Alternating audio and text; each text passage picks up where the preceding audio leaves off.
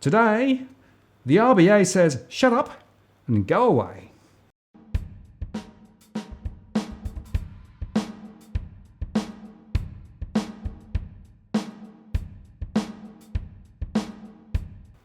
Hello again, it's Martin North from Digital Finance Analytics. Welcome to our latest post covering finance and property news with a distinctively Australian flavour. Today I have John Adams with me, the Economist, and John is very upset with the RBA and it's all about gold. Hello, John. Hello, sir. So we had a really upbeat post last time on gold, but things have changed a bit since then. Things have changed. So we obviously in the last post we talked about how the Reserve Bank responded to our first two episodes and the pressure from the public and created a new web page on their website that answered 5 specific questions with 5 official answers. Now, at the end of that last episode in which we had a discussion, I said there were some remaining questions that I had posed to the Reserve Bank. I did actually go back to the Reserve Bank last week and say, on these outstanding questions, is there any intention from the RBA to respond? And basically they said we have no further answers for you. So and I actually will show the actual communication that came from a particular bank employee that basically says we will not answer anything further. So there are new rumors coming out of Europe about what's really happening with gold. We have a number of DFA viewers talked about the new scandal in the last week about Venezuela and how the Bank of England won't give Venezuela its gold back. So we'll talk about that. So all sorts of things happening in the gold market involving the Bank of England, and yet there's still big questions for us.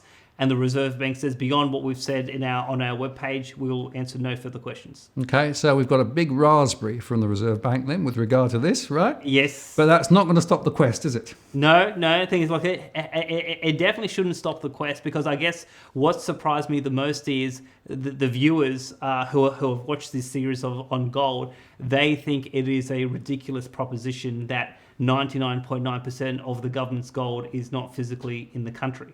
So I think that's of all the things I've heard in terms of feedback about this conversation, that is the issue that's griping people the most, and it's griping me the most. And I think we shouldn't relent until the government, it gives us a reasonable explanation as to why should 99.9% of our gold be overseas. Well, I was going to ask you one question as you go into this: is who makes that decision? Is it the government, or is it the Reserve Bank who actually decides to keep the gold here or in the UK? That is a very good question. I would suspect it is up to the bank, because I suspect that if the RBA was to go to significantly increase its gold holdings, that could be a decision for the treasurer. But to manage the existing gold, I suspect that's up to the bank. And because the bank is hell bent on being involved in leasing, they say that it makes sense for the gold to be physically over there, so it's more efficient to lease rather than having to transport physical gold from here to Europe consistently. If you are involved in the leasing business, so I suspect it is the RBA. But and to be honest, I think it could be up to the RBA if they made a decision. Okay, well, we're not going to be involved in leasing. They could sort of call it a day on that shenanigan, and they could just say, well, we're just going to ask for the 80 tons back. But now we've seen with Venezuela, whether the English will actually give it back or not, that's a new paradigm question that most people will have to consider. Okay, so we are right to focus in on the RBA in terms of actually, trying to get answers and trying to actually raise the issue further. Yes, okay. Yes. Right. So I think that's the primary port of call. Obviously, you've got the treasurer, and then you've obviously got the PM as well. But I guess the other new element that I really haven't sort of tested, which could bear some fruit, is the governor of the RBA twice a year goes in front of the House Economics Committee. For some strange reason, the Reserve Bank doesn't go to Senate estimates, doesn't get any questioning from senators, but will go in front of the House Economics Committee twice a year. So the members of those committees is obviously public. The Economics Committee is public. So it could well be that if there is a member or several members of that committee in the House of Reps that are interested to further probe the RBA on this, that could be an avenue for the viewers to approach those members of Parliament saying, we want you, when the next time the Reserve Bank's in front of your committee, we want you to ask them some questions about this particular matter. Well, perhaps then we should take as an action to find out when the next one is, yes, and who the members of that committee actually are, and perhaps we can make that available via the website. Yes. So the chairman of the committee is Tim Wilson, the member for Goldstein. He was the one that in February of this year was the first member of the Parliament to give a public address about a looming economic crisis. So all the things you and I are talking about, he basically verbally expressed them on the public record. He named me on the public record. So he is very attuned to a whole host of these issues. So we can try the chairman, Mr. Wilson, but also there could be other people on the committee who may be interested in this issue as well. Okay, well that's a good avenue then. But let's go back to those questions, right? So you had a whole series of, I think, quite penetrating questions. Yes. Which you threw to the RBA, and they've basically said, no, we're not interested. Exactly. So we'll put these sort of questions up on the screen for the viewers to see, and I won't go through all of them. But basically, some basic questions is, does the RBA have an intention to bring the gold back? Is there anything preventing the RBA bringing the gold back? Other than the gold's not there. And the interesting thing on that is that, and we'll talk about this further, down the track, is in the last 20 years, so the big takeaway from this, in the last 20 years, the RBA has only seen a fraction of the gold once. Yep. So there's been no audit since 2013. 2013 was the first audit, and they only got to see a sample. So of all the 80 tons, all we can say categorically on the record is they've only seen a fraction in 20 years. Can you imagine if you owned a property?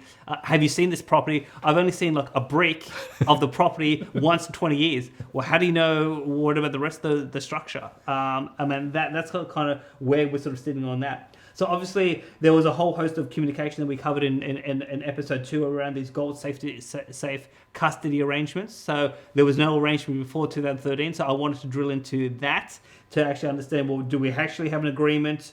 When was it entered into? Is the arrangement public? Can we see it? No answers on that. Obviously the audit. So obviously, and obviously this was a proposition you put to me, was that if there is no issues, if there were no issues found in the audit, why won't they just release the audit report? Well, they haven't released the audit report.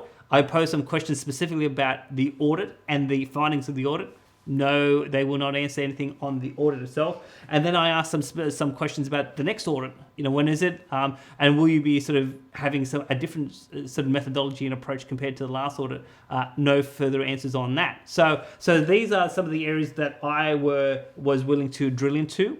Now, the audience may think that these are good questions. The audience may have different questions, but obviously, what we need from the audience now is, the RBA relented in round 1 from a whole host of emails and queries. So we need the audience to go back to the Reserve Bank and for people to draft a whole host of questions that they think are relevant. They can take a screenshot of the questions that I've posed and maybe use those as a basis to say, what are your answers to these? And hopefully, with a flood of new emails, the Reserve Bank may, reverse course and say, okay, well, we'll put some further detail on the public record to help quell the anger from the DFA audience. And in a way, it surprises me because some of these questions are more just procedural, right? Yes. Whereas, of course, the question about the leasing, which they did provide some answers on, was actually more commercial. Exactly. So it seems very weird to me that this is not an area they don't want to go. Well, yeah. So the procedures, it's either because the procedures are not locked in, or it is so murky. Maybe the Bank of England is working in some sort of shadow sort of environment that the RBA may not have the full knowledge about what the Bank of England is actually doing internally. That therefore that they don't want to sort of see. But again, we could potentially go through an FOI process, and on the audit report, previous parties have in the last few years tried to get their hands on the audit report through the FOI process. and the Reserve Bank says, well, we won't release it.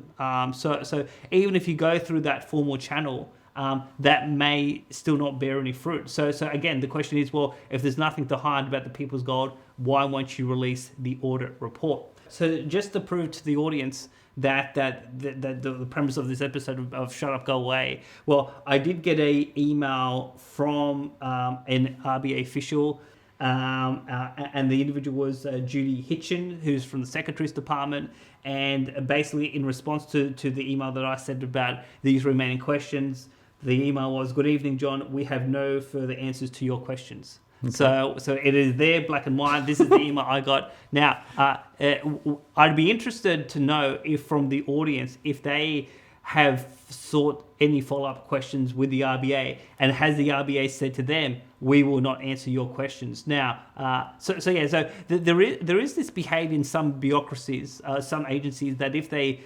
sense a serial pest, they would just shut that person down. Or in the case of certain individuals where they've asked very sensitive and penetrating questions, they will basically say, "We don't have to talk to you," and we'll shut down on that. Now, obviously, having been a bureaucrat in the past, I mean, serial pests waste time and prevent the public interest being served. So there's a case on that. If you're asking sensitive questions, as long as it's not national security, I think that agencies should be more forthcoming and transparent.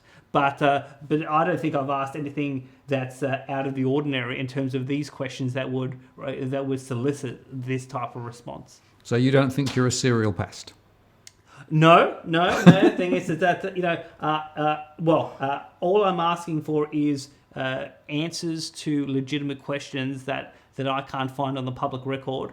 I don't think it would take a lot of time for a bank employee to respond to this. It's not like I'm sending an email every 2 days. Where's my answers? Where's my answers? No, it's just like send a series of questions, and I just waited for them to respond. And they came up with the web page, and then I said, "Well, what about the rest?" Well, we have nothing further to say on the rest. So that is obviously disappointing from my perspective, but that is the state of play. From where we are today, just to sum it up for the audience, I mean, the bottom line implications of this series of conversations is 99.9% of the Australian government's gold is outside of Australia. In the last 20 years, we've only ever seen a fraction of the gold, and that was in 2013. We don't know what the RBA found when they went to check this fraction of gold. And rumours continue to circulate that the gold at the Bank of England is missing. And we're going to talk a little bit about that. So this is really, if we're going to get to the crux of the issue, this is the crux. And so if you want to drill in a little bit further in this is where the Reserve Bank is, keeping mum. Mm. So the whole point there is, if in fact there is something a bit sus with the gold stocks in London and what the RBA is experiencing, could be because at the other end in London there's some stuff going on that perhaps people would prefer not to talk about. Yes. Right? That's a theory. It's a hypothesis. We don't know. But there are some rumours around that actually perhaps could provide a little weight of evidence to suggest this could be true. Yes. So in Switzerland there's a famous sort of gold fund manager. His name's Egon von Greyer. So he does asset management. He has his own fund, but he does do large scale gold transactions for high net worth individuals, whether they're American or North American or European. So he is in the gold business. So obviously when someone is in that business, you've always got a couch. Are they talking their book? And to be honest, even some of the DFA viewers, because I work for a gold and silver dealership and I speak about gold and silver, I mean, just so we can clear this up, because there's been a few comments over the last couple of weeks. Just a few? Yes. So I have been buying particularly physical silver for the last 2 years because I have a particular economic viewpoint about that. So the relationship I have with this gold and silver dealership, I've only had it for the last 5 months. So I actually, they didn't approach me. I actually approached them and said, I want to work for you because I have a philosophy. So I'm not advocating for a certain type of investment because that's my job. It's more of commercial mutual interest rather than anything like that. But having said that, we do know in a whole host of different in industries, particularly at the moment with real estate, where you get some spruiking because it's in their financial interest, as opposed to they genuinely believe what they're actually saying. And obviously, when we talked about Blockmania, we talked about Economist and Cash for Comment and all that sort of stuff. So obviously, people have asked that question about me, but I thought I'd just sort of raise it there. But yeah, so Egon von Greyer basically has given a couple of very interesting interviews in the last few weeks, talked about what is happening in Asia, in Switzerland with the gold and the demand for gold coming out of Asia. So there's a few quotes I'll talk about. So there was one story that talked about China just took delivery of a massive amount of gold from London, New York. So there's a few quotes we'll go through here. So the first quote from this particular story, and this is Egon von Greyer in his own words. They, as in Asia, are all into gold. Absolutely, yes. Virtually all of them own gold. That's what's so interesting. The Chinese buying is continuously going up and up and up without stopping. So we have obviously, when we looked at part one and we talked about Eric Sprott, and basically saying that there is massive demand in sort of with Russia, Central East Asia for gold. Well, because that video that we showed was a couple of years old with that theory that the gold mines can't keep up with the demand. Well, this is an interview from the last couple of weeks saying that the demand for gold coming out of Asia is still strong, and it's actually intensifying. Mm-hmm. So the question is, well, if the Chinese in particular are buying massive quantities of gold, and a lot of this gold is coming out of Switzerland, well, where is the gold coming from? So basically on that point, so we have a second quote from Egon, and the quote is, again, last month we saw imports of gold into Switzerland and then exports to Asia and India. Last month, over 70% of the gold import figures into Switzerland came from London and the United States. So Egon's position, and so we'll put the link to this particular piece in the notes, but he's basically saying that the mines can't catch up with this demand, which is continuing to intensify. So if Switzerland is refining this gold, where is this gold coming from? He's saying, well, if you look at the gold import figures, it's actually coming from London and New York, which obviously goes to this conspiracy. Well, it's not coming from the mines; it's actually coming from the central banks that are holding, large quantities of the gold of other countries, including us. So then we saw like another quote from Egon. He was saying, "We again see that Switzerland is buying the 400-ounce bar from the UK from the UK and the US bullion banks, and converting them into 1 kilo bars and then shipping them onto Asia. Last month, there was hardly any buying from the mines. It all came out of London and New York." Now, again, so if we want to be skeptical for the sake of being prudent, this is someone who is a gold dealer. He could be talking his book, but he is in Switzerland. He is dealing with these people. Egon von Greyer, he has a world-renowned reputation. He's been on sort of the internet for quite a while, and I haven't seen in my research of him any accusations that he has been sort of unethical or underhanded in his sort of public statements or on his in his commercial dealings. So from looking at afar, he looks like a semi-decent person who's informed, and he is saying that the demand out of China, because this guy himself is meeting Chinese clients, and they are flying from China into Switzerland saying, we want to buy as much gold as we can. And basically the refiners are not going to the mines to buy what they need. It's coming, the import figures saying it's coming out of London.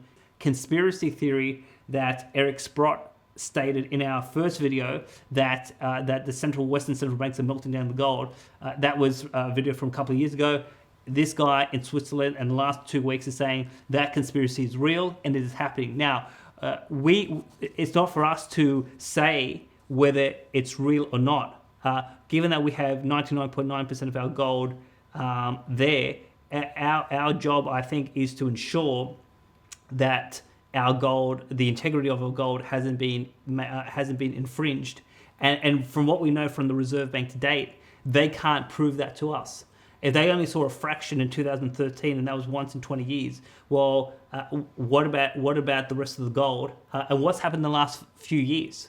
So does the Bank of England have all the gold that they state that they have, or is there a quantum less than that? Well, these are legitimate questions, and these are questions that either I suspect the Reserve Bank doesn't know, because they haven't been able to get full unfettered access into the bank. But even if they did know, would they be willing to reveal it to Joe Blogg off the street? Well, I suspect not, and therefore, beyond what they've publicly stated on their website, they don't really sort of want to go into these uncomfortable areas. So, but the interesting thing there is the upcoming next audit, which we know is meant to be sometime quite soon. Yes. Right? Could be of material significance. Yes, right? yes, yeah. So it was stated a couple of years ago that the intention was to do the audit in this financial year, but that hasn't actually been confirmed. So this was one of the questions I asked the Reserve Bank: are you doing a new audit this financial year? No further answers on that particular point. And you would have thought that if they are doing another audit, I mean that shouldn't be materially sensitive, that they can't sort of say, well, yes, we are planning audit this financial year for whatever reason. So just on this piece, the last quote, which is interesting, is that when they say all they have, these this is Egon von Grey, all they have, these central banks who have probably leased out most of their gold. All they have is an IOU from a bullion bank, and that bullion bank is never going to get the physical gold back. So if the Bank of England and these other central banks have leased to the bullion banks, and then these bullion banks have sold it on, well, all they have is an IOU to a promise to return the gold, so that's one possibility. Or the other possibility is that the Bank of England is covertly selling without telling their clients what they're doing with gold, which to be honest, that conspiracy sort of makes sense because of the communication that the Bank of England was expressing to us in 2013 about giving us forewarning. You can't see, if you're going to do a random sample, it has to be close to the non-random sample. You can't just walk in and ask for whatever you want.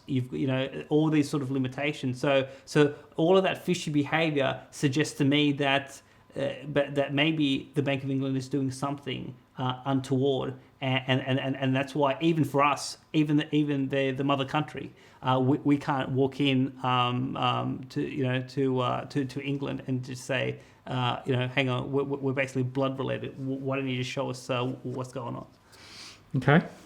So now, in an interview that came out in the last few days, Egon von Grey said, one new thing that I thought was really significant, that I thought would be worth talking about this gold confiscation conspiracy. So again, on the same theme, on the same conspiracy, he said, quote, at some point, the market will discover that there is a massive shortage of physical gold in the interbank market. When this happens, there'll be panic and the gold price will shoot up. At the same time, the holders of paper gold in the futures market will also ask for delivery. Since there are at least 100 paper claims for every physical ounce available, there will be a massive squeeze on that market too. So we haven't talked about the COMEX and the LBMA about the futures market, but the amount of paper contracts is significantly more in multiples than the actual physical gold that they say that they hold. So there's obviously there's a view that whether it's the futures market or whether it is the central bank, there's a lot of promises to deliver gold, and there's a lot of speculation that the gold is not actually there, and a lot of it has been transferred over to customers in Russia and in India and China. And basically, at some point, the myth, the facade, if you think about Bernie Madoff, the Ponzi scheme, at some point the realization that this whole thing is a Ponzi scheme, and then when that happens, there'll be panic, and then basically people will be scrambling to get on whatever gold they can to meet their contractual obligations, and that's going to send the price of gold very, very high. Now, that is what is in the sort of industry is saying that's how the paper market breaks. Now, whether that happens or not, not sure. And whether this conspiracy is true or not, we are not sure. But what we do know is that there continues to be rumors among investors, among people who are intimately involved with the customers and the potential suppliers and the refiners, and they're basically saying something's not right. And when we've looked at the Reserve Bank and their processes, that doesn't seem kosher. And so the question is, well, the Reserve Bank, I think, should be worried and saying, well, maybe Adams and North is onto something, and maybe we should actually do either a proper investigation or basically withdraw our gold and bring it back, and if we get it back. Because what we're about to talk about now is, and obviously a lot of DFA viewers have talked about this, about Venezuela. So going back to, in the first episode we talked about Germany and how in Germany in 2012-13 asked for their gold back from particularly the French and the Americans. But before that, Venezuela asked the Americans in 2011-12 for their gold, and it was a small amount. And the gold was given. Now, in the last few weeks, Venezuela went to the Bank of England for their remaining 14 tons. So we have 80 tons with the Bank of England. Venezuela has 14. And basically, the Bank of England has refused to give the Venezuelans their gold. Now, so now they think a legitimate excuse for this, and obviously you've got some views about anti-money laundering, but there was an article in the Financial Times, and I'll just read a couple of statements from that particular piece. And it says, the bank, as in the Bank of England, has refused to release the gold bars worth about £420 million, according to sources. British officials are understood to have insisted that standard measures to prevent money laundering be taken, including clarification of the Venezuelan government's intention for the gold. There are concerns that Mr. Madaju may seize the gold, which is owned by the state, and sell it for personal gain. Now, your view, if I've got it correctly, that the UK and other countries have signed on to international conventions on any anti-money laundering, and this sort of probing by the Bank of England is legitimate. Is that a fair summation of your position? So we know that there are international agreements which are in place to try and deal with the amount of money laundering that's going on around the world, right? Yes. And a lot of that are basically agreements between different countries that they will actually adopt quite strict processes around the transfer of funds between different entities. And so the anti-money laundering processes are there and they are real, right? So you could say that perhaps the Bank of England has a legitimate concern and a legitimate issue, but you might not want to take that point because, of course, who does the gold belong to? Yes. Right? It's not like it's a private entity holding it, right? It's actually held for Venezuela. Yes. By the Bank of England. So that seems to me to be a little bit different from standard money laundering, right? Indeed, yeah. Indeed. So there's a couple of points here. So the gold community in particular is not reading this statement as a legitimate attempt to prevent money laundering. They see this as a delay tactic by the Bank of England not to give a customer the legitimate gold back. Now, from what I can tell from the public record, the bank, if there's a genuine concern that the Venezuelan president is going to sell the gold and take the money for himself, there has not been any sufficient public evidence put on the public record that would justify that suspicion. Now, maybe the MI6 has some intelligence on Venezuela that would give them that impression.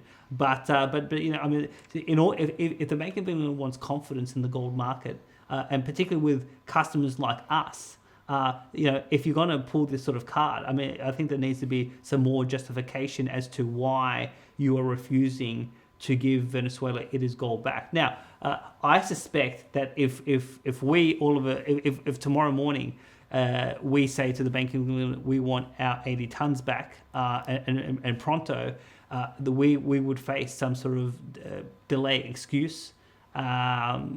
Whether legitimate or not legitimate, but this issue of a customer saying, "I want my property back." No, you may not have it back, and for us to even consider giving your property back to you, you must tell us your intentions of what you wish to do with the property. It is just ridiculous that these sort of questions are being asked, number one. And, I think a lot of DFA viewers would be outraged if these sort of questions were ever posed to us if we asked for our gold back. But who knows? Maybe the Reserve Bank is concerned if we ask for the gold back, we may face some stiff opposition from the Bank of England to actually give us our property back. Right. Well, yes, there's clear track record here, which is a concerning track record, right? Yes. When they seem to be able to find an excuse as to why they shouldn't give it back.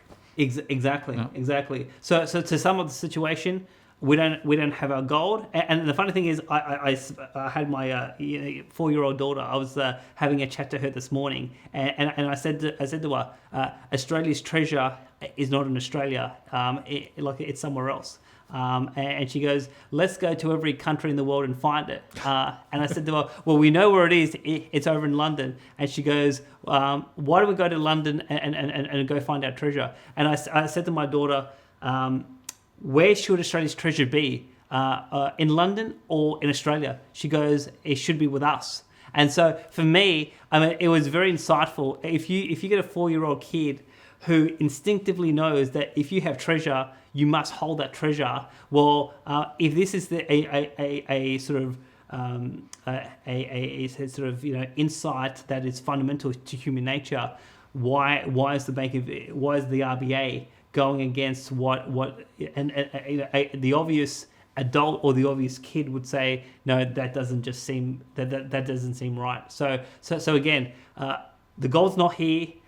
We've now reached a point where the Reserve Bank won't ask us any questions.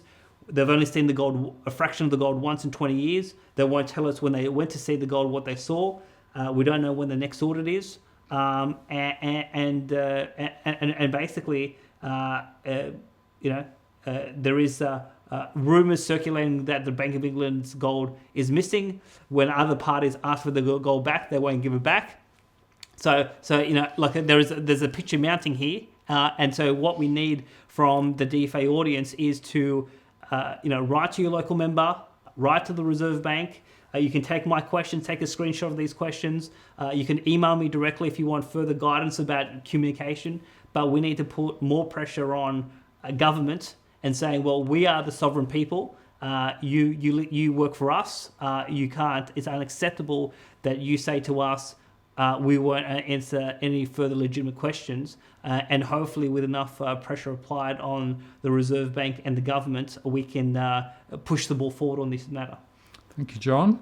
And I have to say, the wisdom of youth really comes through from your daughter, right? It's so blindingly obvious, isn't it? Yes. So if a 4-year-old Australian can say, if our treasure should be with us, well, it should not be beyond people with PhDs in the RBA, but also in cabinet ministers to follow what a basic Aussie kid can instinctively know. Good point to end on. Thank you, John. Thank you. So there you have it. A further episode in our gold extravaganza. Wonder where it will go next. Do comment, and if you like the post, please do share it. I think this is an important message that needs to be spread as broadly as possible. Do check back next time for the next instalment. I'm Martin North from Digital Finance Analytics. Many thanks for watching.